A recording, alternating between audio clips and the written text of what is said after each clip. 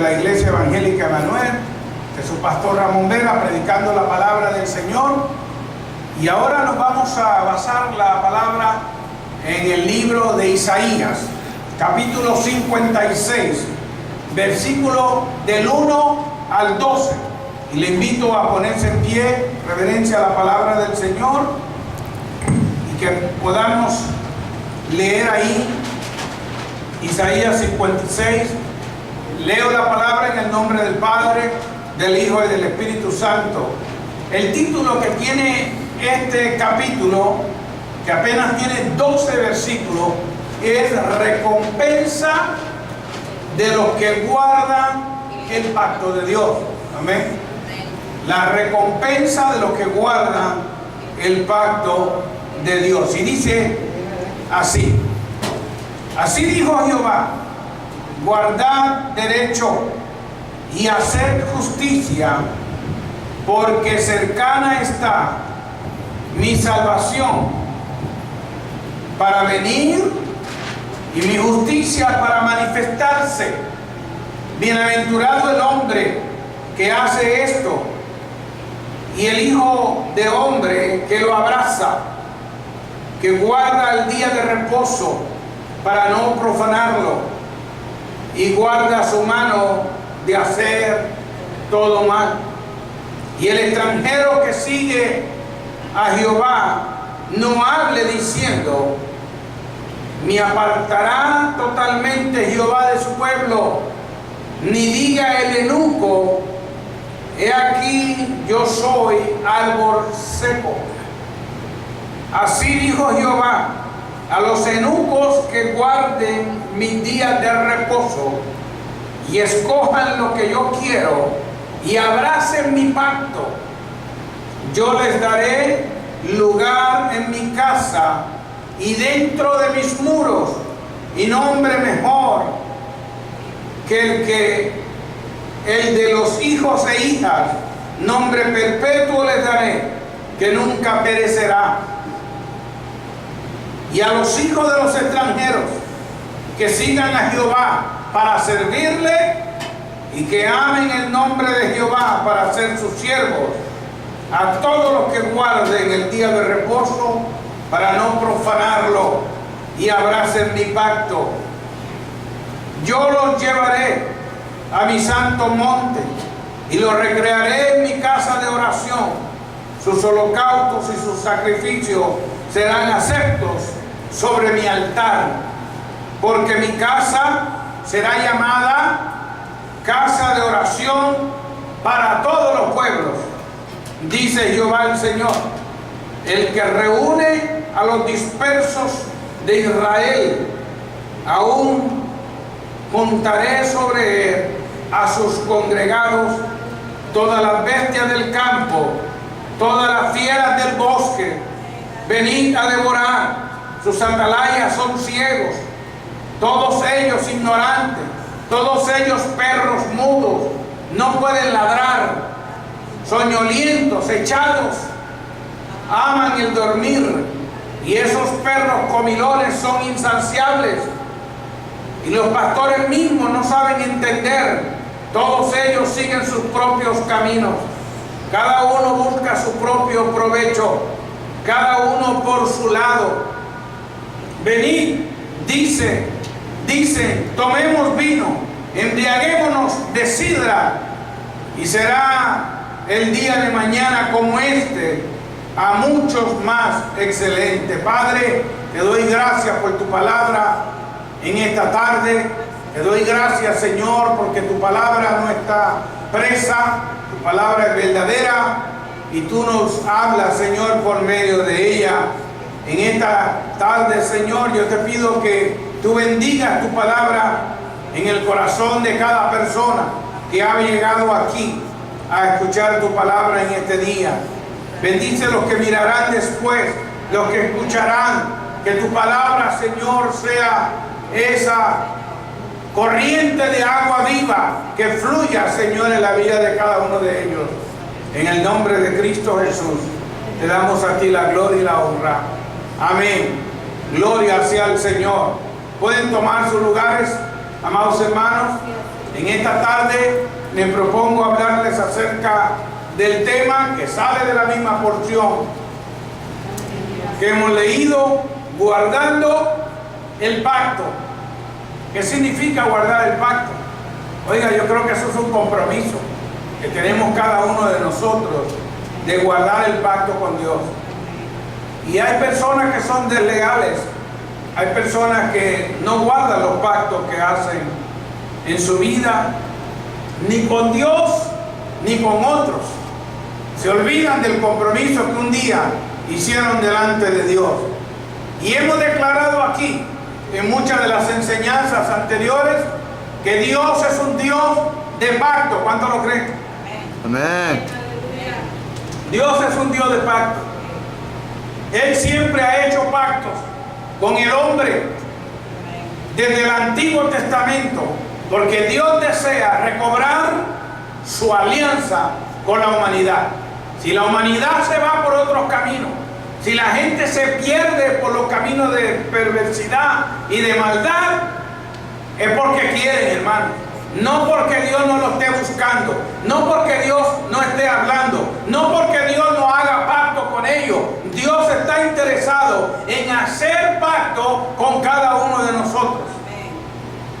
Y el Antiguo Testamento nos recuerda que Dios es un Dios de pacto, es un Dios de alianza. Y al entrar en un pacto con Dios, Él espera, vea bien, Él espera que usted y yo le seamos fieles. Amén. Amén. Oiga, no hay tanta gente fieles en estos días sirviendo a Dios. Él espera que usted y yo, si estamos en pacto, de buscarlo, de alimentarnos de Él, de serle fiel y que cumplamos con el pacto que un día hicimos. Amén. Amén, hermano. Yo hice un pacto con Dios de que le iba a seguir el resto de mi vida, porque como yo he dicho en otras ocasiones, yo debía haber muerto allá en las calles en Puerto Rico, pero un día el Señor me alcanzó. Un día alguien me habló del Evangelio y yo hice un pacto de seguir al Señor el resto de los días de mi vida. Y ya llevo más de 46 años sirviendo al Señor y no pretendo volver atrás. Yo quiero servirle, yo quiero alabarle. Y el hombre que no viene a Él con una actitud de permanencia, porque algunos se emocionan, ¿verdad? Y hasta lloran y dicen, oh, hoy sí me voy a entregar a Dios, hoy sí le voy a servir a Dios de todo corazón. En cambio, no permanecen, ¿verdad que sí? Se les cae, como yo digo, el mollero espiritual. Se olvidan de Dios y del pacto. Pero el Dios que nosotros le servimos es un Dios que hace y tiene pactos eternos. Porque Dios no es un juguetito. Dios no es un amuleto. Dios no es una frase de buena suerte. Para los cristianos no hay tal cosa como buena suerte. Para los cristianos hay bendición. Amén. Amén. Y aunque el día esté gris, o aunque el día esté soleado como hoy, es un día de bendición. Sí, amén. Gloria sea al Señor, porque hay gente que se dejan llevar si sale o no sale el sol, si hay o no hay trabajo, si hay o no hay dinero. Mire, en este gran capítulo que hemos leído, del capítulo 56 del libro del profeta Isaías, quien profetizó 850 años aproximadamente antes de Cristo. Vea esto. Y dice varias cosas importantes concernientes a los que guardan el pacto con Dios. Yo le estoy predicando a gente de pacto, ¿verdad? Que saben guardar el pacto con Dios. Y en este libro de Isaías, que se le conoce como la pequeña Biblia, no solo porque contiene 66 capítulos, la Biblia tiene 66 libros, pero porque habla de casi todos los temas y doctrinas cardinales de toda la Biblia, incluyendo el famoso tema del Mesías del capítulo 53. Y espero que en este mensaje pueda ayudar a hacer a usted y a todos los oyentes guardadores del pacto, y que Dios use esta palabra de hoy para hablarnos a cada una de nuestras vidas. Quizás exista la pregunta, ¿cómo voy a guardar el pacto? ¿Cómo podemos guardar el pacto con Dios? Cuando usted lea otra vez el capítulo 56, en este día o en el día de mañana, puede notar lo que yo anoté, lo que señala Isaías y cómo usted y yo vamos a guardar el pacto de Dios, el mensaje que Dios tiene para usted y para mí. Primero, hay que definir qué cosa es un pacto. Definiendo el pacto. ¿Qué cosa es pacto? ¿Qué cosa es un pacto? Primero tenemos que entender qué cosa es un pacto, porque hay gente que nunca han escuchado esta palabra. ¿Sabe usted?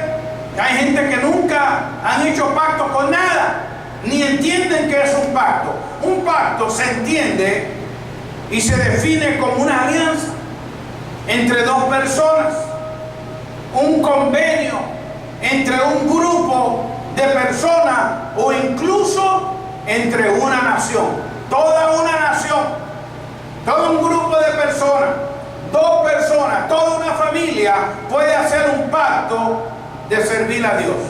Y los pactos de Dios, vea, son reverentes. Los pactos de Dios son santos.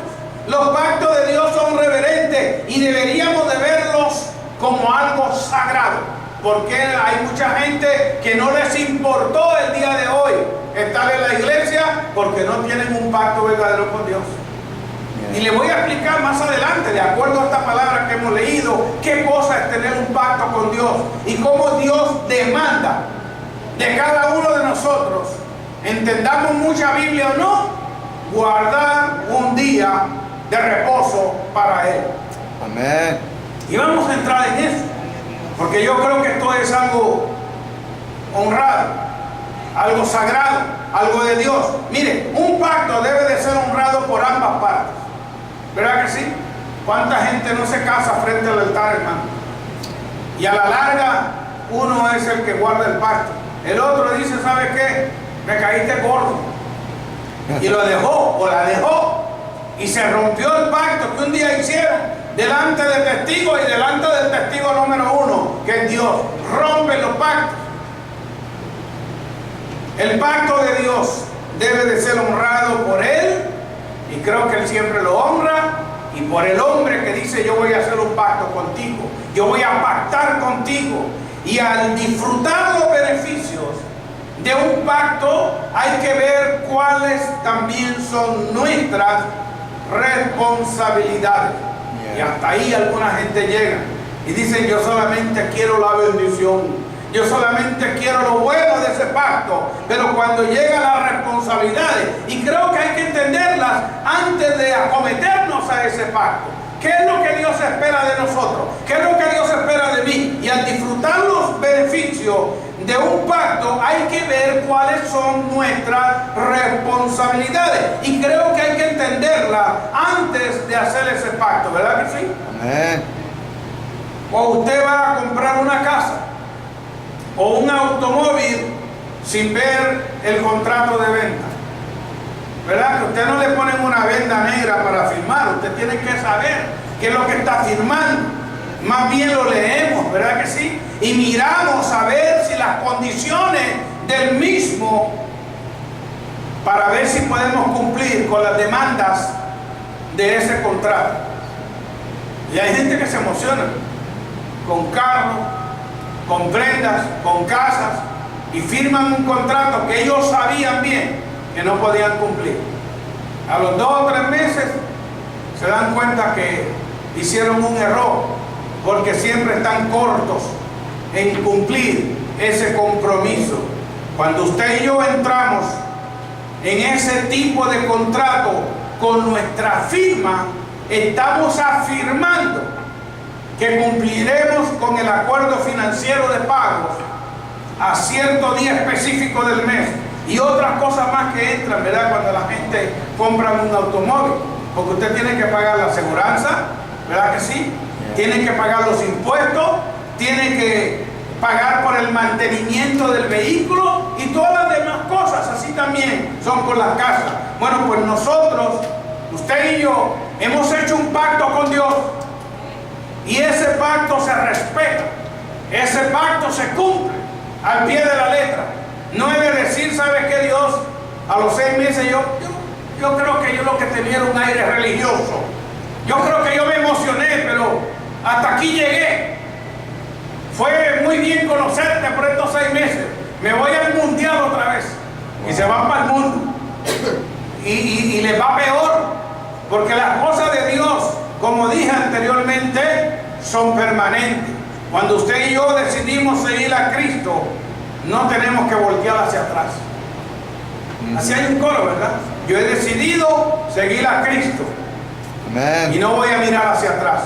No voy a volver atrás. La Biblia dice que el que pone la mano en el arado y la saca, no es digno del reino de Dios. En otras palabras, si usted y yo hicimos un pacto de servir a Dios, de seguir a Dios, de adorarle, de cumplir, cumplamos. Sí, amén.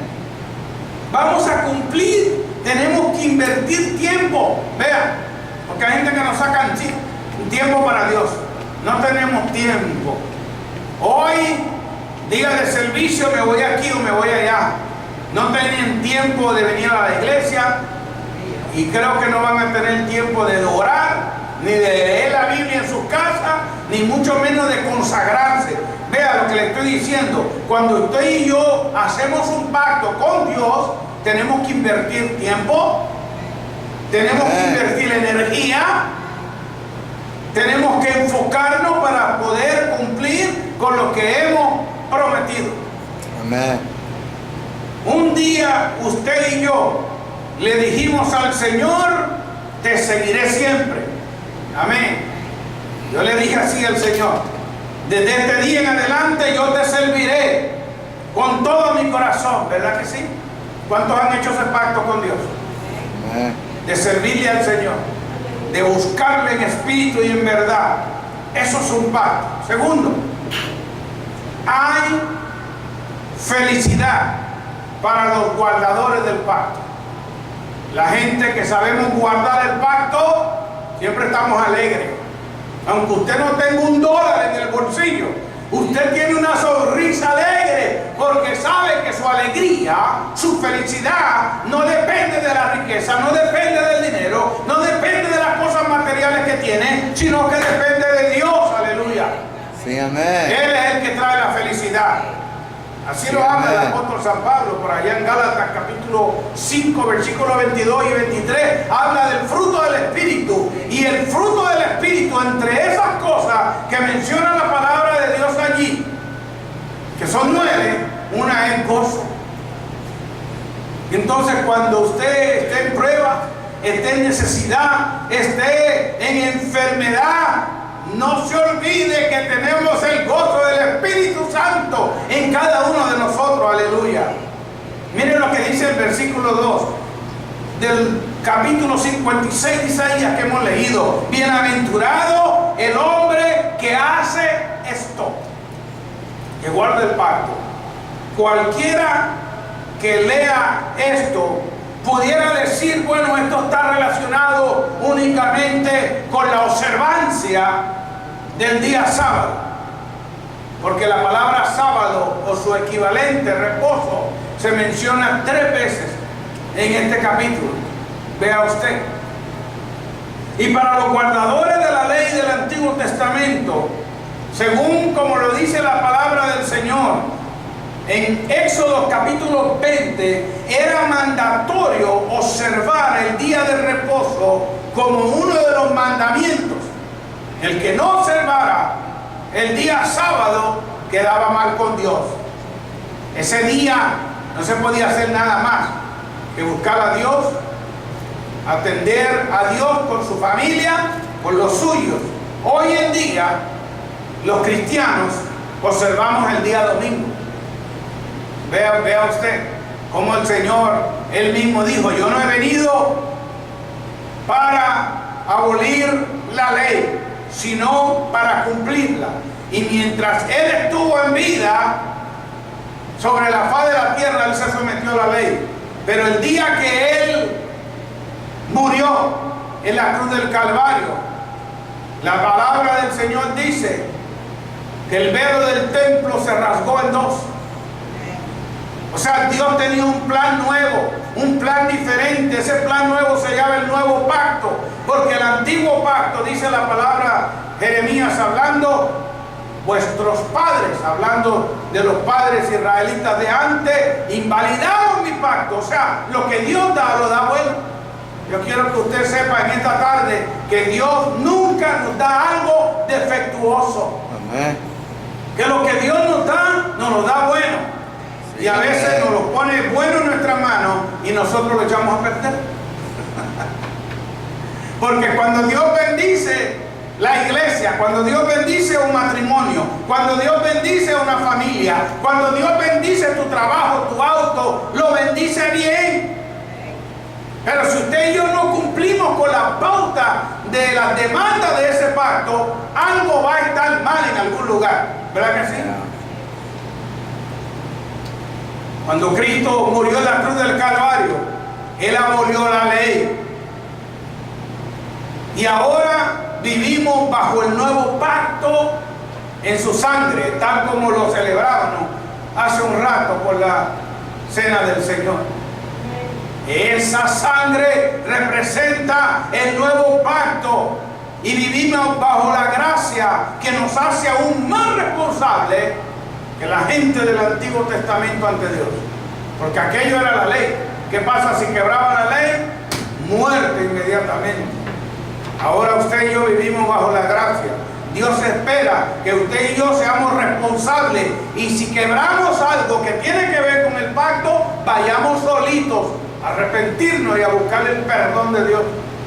Que hay mucha gente, hermano, que hicieron pacto con Dios y no se arrepienten de sus errores, de sus pecados. Andan viviendo llenos de errores y de pecados. Y andan cargando todas esas cargas espirituales sobre sus hombros. Pues el Señor dijo con brazos abiertos: venid a mí todos los que estéis trabajados y cargados, y yo os haré descansar, dice la palabra de Dios. Sí, amén. En el libro de Mateo.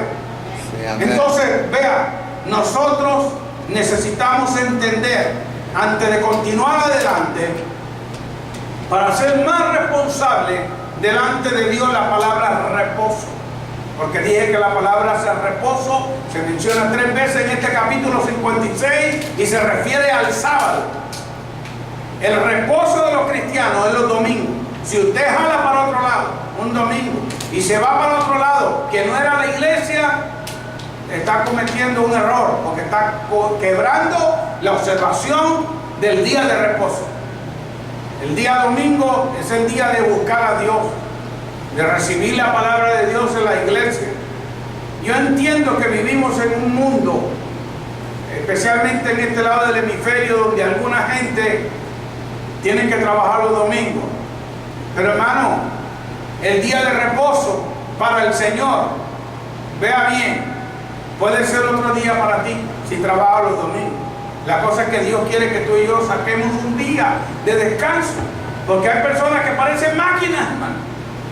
Es más, le quieren ganar a las máquinas y trabajan y por eso les da enfermedades, por eso se mueren del corazón, sistema nervioso descontrolado, presión sanguínea alta y un sinnúmero de cosas, porque no toman tiempo para descansar, no toman reposo.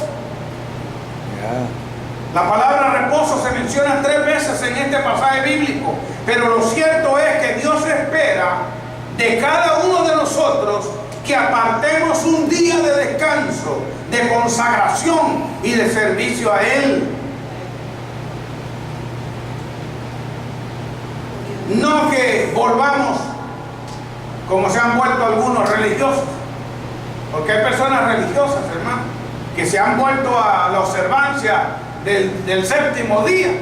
Incluso hay denominaciones que se llaman así, del séptimo día, y grupos religiosos. Ahora mismo hay una ola de este grupo religioso dentro de los hispanos, y gente que si no observas el día sábado, estás mal con Dios. Hermano, mire, simplemente piense que mientras aquí es de día, en otra parte del mundo ya de noche. Cuando acá sea sábado, aquellos están entrando quizás a su final del domingo para entrar al lunes. Y yo lo sé porque yo he estado por esos rumbos del otro lado del mundo. Son 13 horas de diferencia por allá donde yo estaba en África. Que tuve que esperar varios días en los que mi cuerpo se acoplaba otra vez al horario de acá. Entonces, nosotros los cristianos hemos escogido el domingo para hacerlo el día de reposo del Señor, porque el Señor resucitó el primer día de la semana, y el primer día de la semana no es lunes, el primer día de la semana es domingo. Entonces quiero que usted entienda en esta tarde, antes de irnos de aquí, que no volvamos otra vez a ser religiosos observando cosas que estaban en el contexto de la ley. Pablo dice en sus epístolas que nosotros somos libres de la ley. No hay ni existen excusas válidas para no adorar a Dios en su día de servicio y de adoración. Debemos de estar en la iglesia. Pues Dios ha provisto, según el versículo 5 de ese capítulo 56, un lugar seguro. Dice: una casa rodeada de muros que nunca perecerá. Esa casa, mis queridos hermanos, es la iglesia. Amén. Este es el lugar más seguro que nosotros podamos adorar a Dios aquí en Bakersfield. Y usted dirá: pastor, no hay aire acondicionado. No se preocupe del aire acondicionado. Por lo menos usted está más seguro que en cualquier lugar donde hay un montón de gente. Ahora mismo las playas, los parques, los lugares públicos están llenos de gente de esos lugares. Pero en esos lugares se puede zafar una bala, ¿verdad que sí? Puede haber una pelea, puede haber un botellazo por ahí en la cabeza de alguien. Y de momento se dio cuenta que tenía que estar en la iglesia, no en otro de esos lugares. He escuchado numerosos testimonios de personas que se fueron para otro lado el día del Señor y les ocurrió algo feo.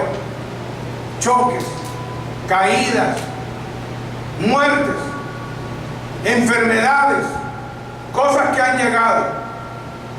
Pero quiero irme al último punto del mensaje.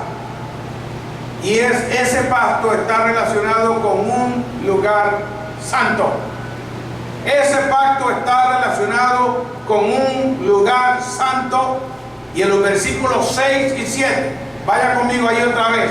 Mire, dice: y a los hijos de los extranjeros que sigan a Jehová para servirle, y que amen el nombre de Jehová para ser sus siervos, a todos los que guarden el día de reposo para no profanarlo y abracen mi pacto, yo los llevaré a mi santo monte y los recrearé en mi casa de oración.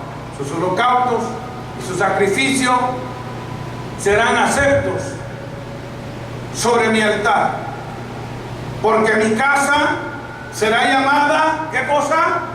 Casa de oración para todos los pueblos. En estos dos versículos, vea hermano, 6 y 7, se nos señalan cosas que son de mayor importancia. Una de ellas es que Dios espera que nosotros, usted y yo, la iglesia y todos aquellos que guardan su pacto, lo abracemos completamente. Amén. ¿Cuánta gente, mire, llevan un montón de años en la iglesia y todavía están en el estatus de visitantes? No se han entregado, no se han cometido, no han metido un compromiso con Dios. Pero yo creo que en esta iglesia evangélica Emanuel habemos guardadores del pacto de Dios. Amén. Que tomamos esto en serio y que estamos diciendo que el lugar de reunión declarado por Dios, véalo porque lo dice ahí: casa de oración para todos los pueblos. Amén. ¿Han leído ustedes en el Nuevo Testamento un día que el Señor iba al templo a orar? Y los cambistas y los que estaban haciendo negocio dentro del templo, el Señor se indignó y agarró un látigo, hermano, y empezó a repartir latigazos y empezó a voltearle las mesas a los cambistas, los que estaban haciendo negocio dentro de la iglesia. ¿Y qué le dijo? Mi casa será llamada casa de oración. Entonces cuando usted viene a la iglesia, ¿a qué viene? No viene a jugar bingo, ni a jugar baraja, ni viene a un baile, ni viene a alguna actividad de esa mundana. Usted viene para adorar a Dios, para glorificar a Dios, para orar a Dios. Aleluya. Amén. Y yo no sé por qué hay cristianos que les pesa eso. En cambio hay otros que dicen, se me hace corto el tiempo.